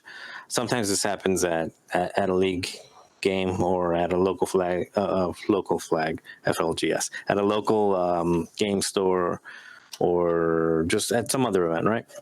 When in those cases, honestly, just stop playing. Say, hey, I'm going to find a new opponent. Thank you. Yeah. It's not worth getting aggravated about. At league, if it's not a major event, and it's not, or even if it is a major event, if you're in the bottom tables and you're just not having fun with X-Wing, the opponent that you're having is shady and stuff like that, you want to keep your love for the game. You want to continue to enjoy the game. So again, if it's not in a major event, just walk away. Just say, hey, you know what? Thanks for the game. I'm not feeling it right now. We're not really having fun with this. So congratulations, give them the win. Walk away. Mm-hmm. Yeah, it's not worth the Yep. And then to piggyback off this, somebody in the chat here, Zubats MK says, I've had issues with the plastic dial covers not being tight enough and causing dials to move as you set them down or pick them up. So I'm not sure what side of the coin you are, Zubats, whether you're the player using the plastic dial covers or against. I would say that if you are the player using them, if you flip the dial, like, here's the thing, if they're loose, right? If they're loose. If they are loose, first, quick tip, put a piece of paper, take a thin piece of paper, put it behind the dial, just like cut it into a circle, and it actually makes a big difference, adding that little bit of friction behind the cardboard and the plastic. Little quick tip for you there.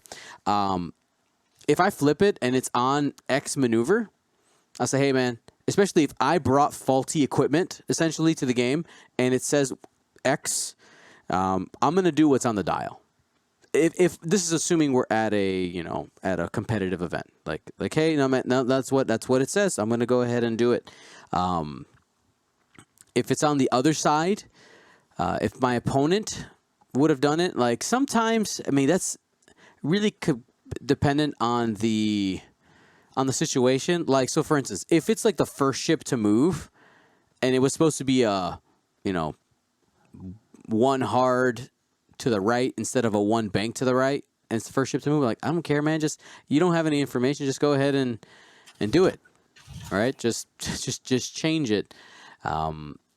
When my opponent has, it's their initiative 6 that moves last out of everybody, and that dials in between a bank or a hard turn, that's a judge call, because it's really completely dependent on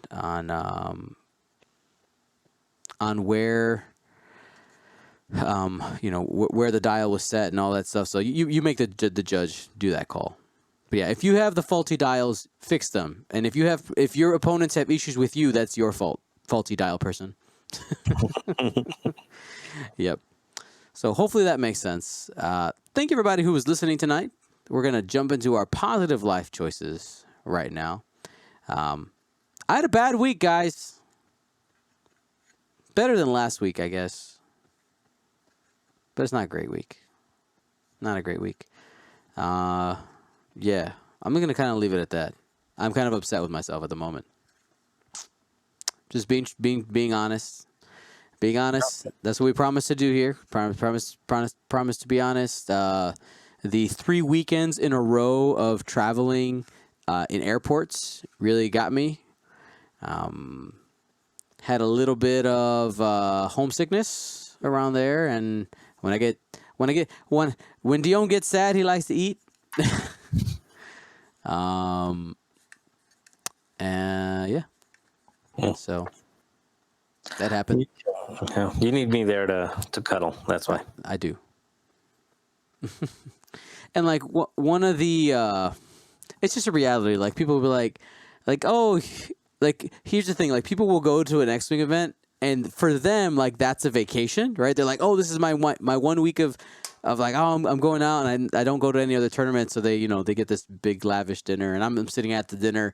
I would say 1 out of the 2 dinners, actually the first dinner I had a salad, I was good, and the second dinner I didn't get a full meal. I got like a side of mac and cheese and then a dessert, but even so. But yeah, so like people are like, oh, just get whatever. It's like vacation. I'm like, no, this is like the third week.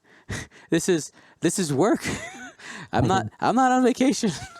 I'm in a different city, but yeah. So hoping that next week is better. I'm hoping to get in a run tomorrow. Haven't run in a while. Hoping to get a run in tomorrow. Now you know what I'm gonna say. I am gonna run tomorrow. there you go. Marcel and Will, you text me at some point tomorrow and ask me if I ran, okay? Ping me on Discord, people. Like, did you run? Did you run? Hey, did you run? Yeah. Wait, you're gonna run? Oh, because you're not in school anymore. Right, yeah. I was thinking like, oh, Yeah. Where do you run at? I got a treadmill in the basement.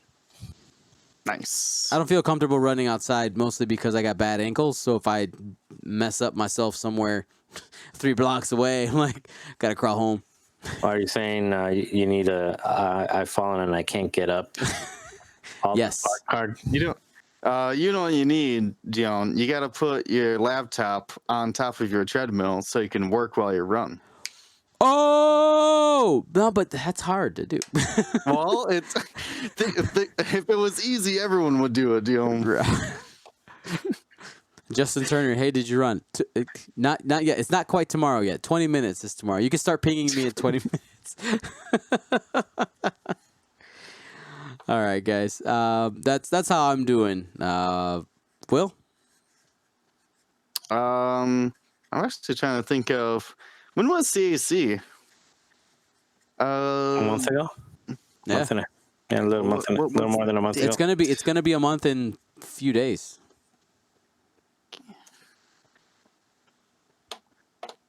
Oh man, I gotta know the exact date. I'm not gonna find it, am I? Oh, it was May 18th. So I am 3 weeks. Is that how that works? Yeah. Wait, no. All right. So I'm 1 week away from being a month. So the campaign against cancer, ironically, was the last time that I bought a pack of cigarettes. And I'm trying to go strong in it. So I haven't really had much drive to do it, to go out and get a pack of cigarettes. So things are looking good with that. That's I awesome. will admit, I will admit that I'm a social smoker. So when all of my friends go outside, I'm like, all right, I guess. So I'm still smoking some cigarettes, but I think buying them's the first hurdle, Yeah.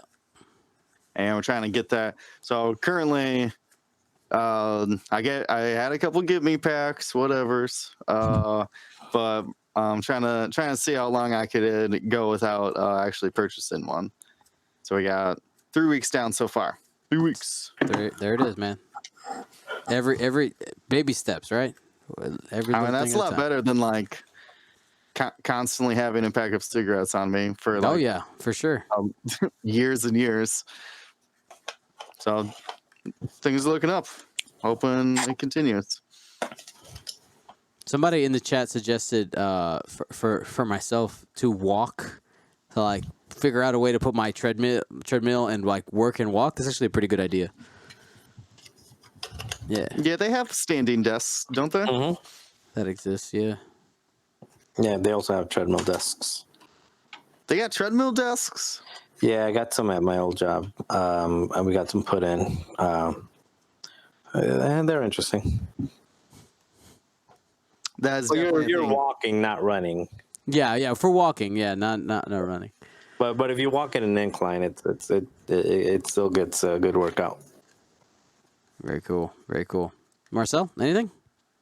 No, I'm actually going to use my positive choice this time to again just send out a huge thank you to Joshua. I can't never say his last name. It's just that's the debt from Fair Games. So this past weekend he puts it on every year, but he puts on at his house a bring your own beer X-Wing tournament. We had 18 people, so we had 9 tables of X-Wings in his house. They were on his kitchen, in his dining room, in his living room, and in his basement. And we had about just a bunch of few. We actually played 4 rounds, finished around 2 a.m., and it was a blast. And I'm glad, happy he invited me.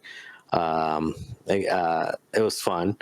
And yeah, they had some really great prize turnout that was donated. I actually walked away with like a painted ship and a like those mini the mini target locks that look like the painted ship.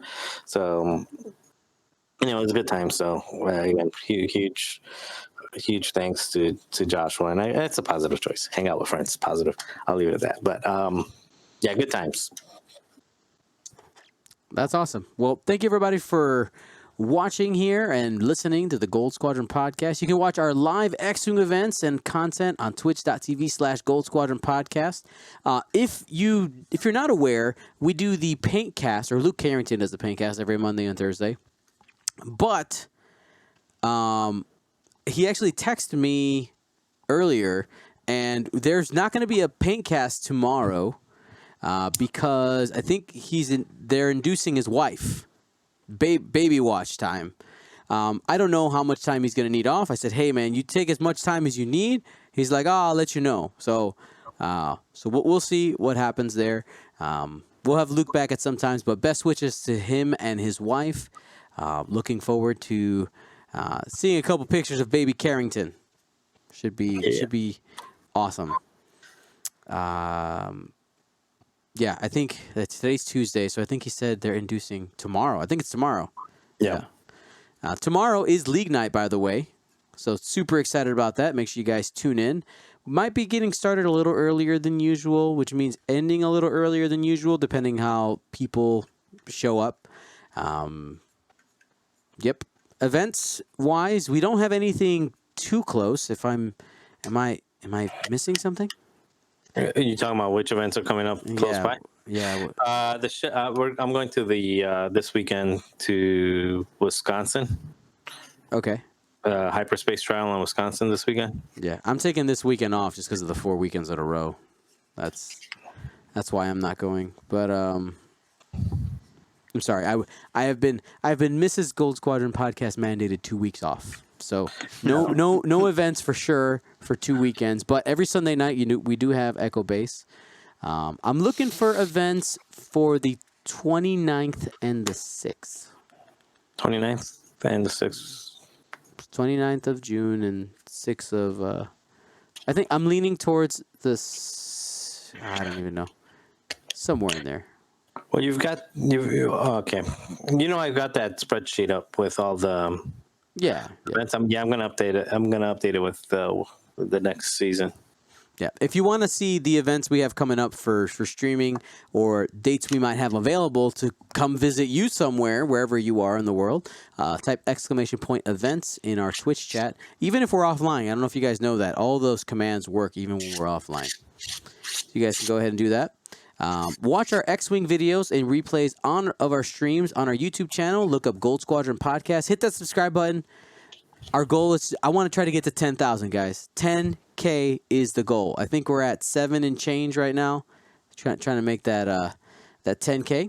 And anybody can join our Discord community. But if you're a patron, don't forget to connect your Patreon to Discord so that you guys can get your special role and get into the Patreon-only rooms. And lastly, but most importantly, if you enjoy our content, our live streams, all the stuff we do here, you can go to patreon.com/Gold Squadron, get awesome gifts from us to you in exchange for your support. Not in exchange. I have to rephrase that. I redact that statement. We will get you guys some stuff if you guys support us, whatever we can. So thank you so much to everybody who has, because you guys are the reason that we can do all the things we do. Thank you so much for your support, and for everybody here at Gold Squadron Podcast, thank you so much. Gold Squadron out.